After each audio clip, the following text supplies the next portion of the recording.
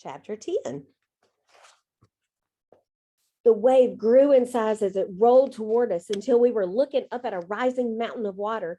The only thing we could do was hold on to our seats and wait for it to hit. Hang on tight, I shouted again. The swell reached the boat and we started to turn. I could feel us rising up into the air, sliding sideways, and the boat began to roll. Lean into the wave, I shouted. Our boat was a tiny speck of dust compared to the size of the wave, and it lifted us up into the air and rolled beneath us. Then we were plunged back down as it went by. The sheer force had nearly caused the boat to flip over, but by some miracle we hadn't. Unfortunately, it was just enough to jar the electric motor, which broke loose and fell into the lake. I tried to grab it before it sank, but it was too late. The battery cable snapped and the motor vanished in the dark water, just like the phone had. The large rectangular battery was still in the boat, but it wasn't going to do us any good without the motor. I can't believe we didn't flip over or get knocked out of the boat, Landon said. That wave was 10 feet tall. But we lost the motor. My dad is going to be really, really mad, and Mom will be too since we lost our phone. Let's not worry about your dad being mad, Tara said. Like I said before, let's worry about getting off the lake alive. Tara had a good point. In the scheme of things, having Dad get mad at me for losing the motor wasn't a big deal. Besides, it really wasn't our fault. Once Dad found out how it was lost, I was sure he would understand. He and Mom would just be happy the three of us were alive. If, of course, we still were alive. At that moment, I wasn't so sure we would ever make it off the lake without being eaten by that thing. I had no idea where the Megalodon came from or if there were more. I didn't know if it would come after us.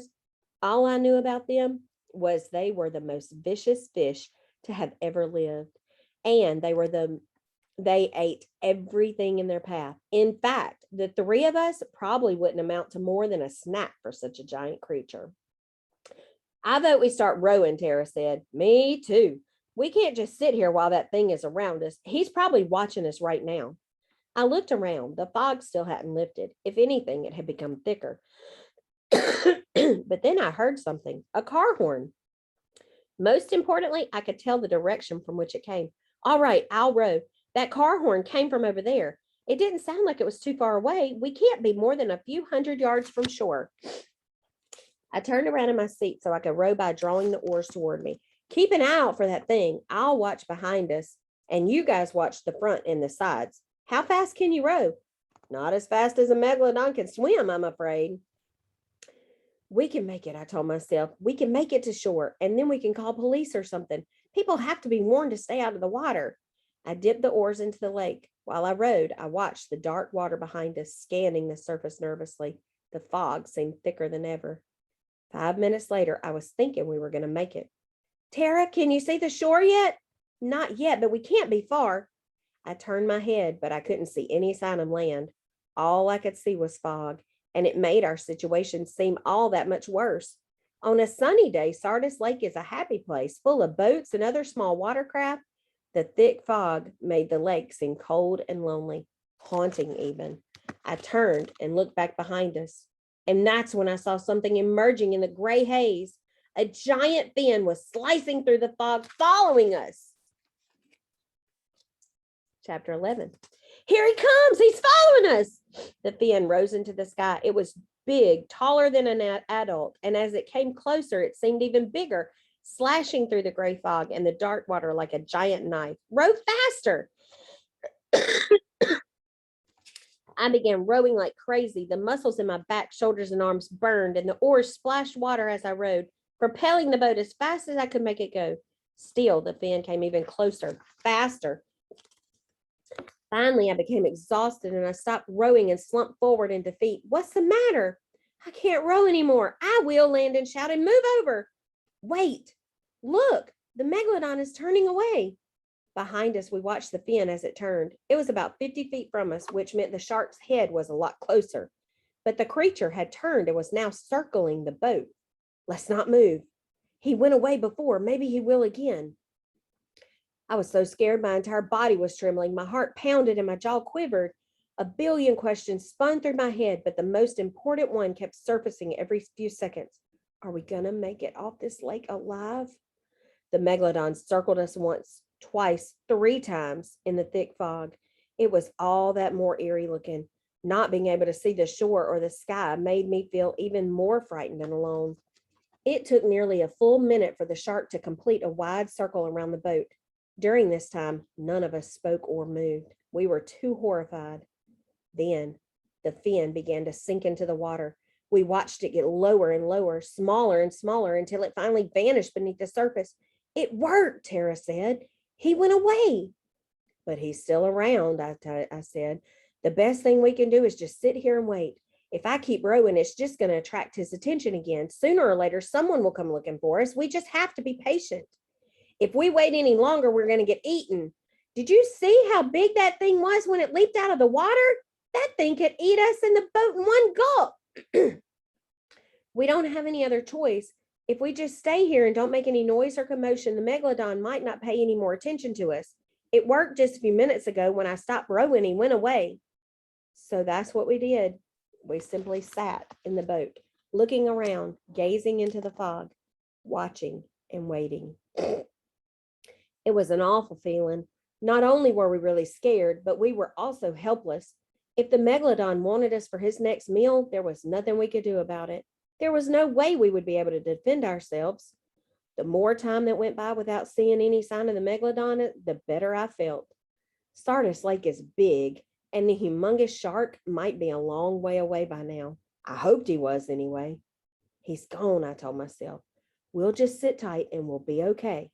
When I'm not home on time, Mom will call. When I don't answer the phone she gave me, they'll come looking for us. They might even call the police. All we have to do is wait. I was sitting in the rowboat telling myself this when I heard a different sound nearby, a popping sound, and another, a bunch more. Look, Tara said, and her arms shot out. I turned to see what she was pointing out. Not far from the boat, large bubbles were rising to the surface. The bubbling became frantic, and soon a huge area of water was churning and boiling. Then we saw something moving just beneath the surface, something huge. The Megalodon was surfacing only a few feet from our boat. Chapter 12. Start rowing, Landon shrieked. We've got to get away from that thing. There's no way I can row fast enough, I screamed back. Still, I grabbed the oars and pulled, moving away from the patch of rising bubbles. As I rowed away, we watched as the water continued to boil. I was sure the creature was attacking, and it was the end of the line for all three of us. Suddenly, the head of the Megalodon broke the surface. But it wasn't a giant shark after all. It was a submarine. As if things weren't already crazy enough, first we see a giant shark in Stardust Lake, and now we happen upon a submarine? Crazy. I stopped rowing and stared at the strange sight before us. Only one part of the submarine came out of the water, but there was no mistaking that what it was. The part that broke the surface was barrel-shaped, dark gray, and made of steel, and it was only 20 feet away from our boat. Tara shook her head. No one is going to believe any of this, and I've already pitched myself, so I know I'm not dreaming. I grabbed the oars and rowed away from the sub since I wasn't sure what was going to happen next. Do you think anyone's inside? I would think so. Someone has to be operating it. We waited and watched, but nothing happened. We were also on the lookout for the Megalodon, but we saw no sign of him. The only thing we could see was the submarine and a heavy curtain of gray fog. Tara began to speak. Well, maybe. A metallic noise from the sub caused her to pause. Then the submarine hatch opened up. We saw a single hand, then another. Suddenly, a woman appeared. All we could see were her neck and head. She had shoulder-length red hair and wore wire-rimmed glasses. Don't just sit there in the water, she said. Her arm appeared. You're lucky you haven't been eaten alive. Hurry up and get in here. Who are you? I asked. I'll explain later. I've been following the Megalodon and I saw your boat. I'm glad I found you in time. All three of you are lucky to be alive. Now hurry. I was still a little nervous. I had no idea who the woman was. But on the other hand, she was right. We had been really fortunate so far, considering the fact that there was a giant shark in the water. We would probably be a lot safer in the submarine than we would in our rowboat, and I decided to do what the woman asked. Let's go, I said to Tara and Landon. The lady is right. We'll be safe in the submarine. I'll row us over. My decision came too late. Just as I grabbed the oars and started to row, we were suddenly explosively propelled upward. It was such a quick, violent movement that it felt as if we had been shot out of a cannon or as if a bomb had gone off beneath us. We were sent flying out of the rowboat, tumbling high into the air. And when I looked down, all I could see was a gigantic gray snout and an enormous open mouth filled with razor sharp teeth, foot long teeth. I heard Tara and Landon scream, then I heard someone else scream, and it took me a moment to realize it was me. But it didn't take me long to realize something else. It was the end of the line for the three of us. Our luck had run out, and we were about to become shark food.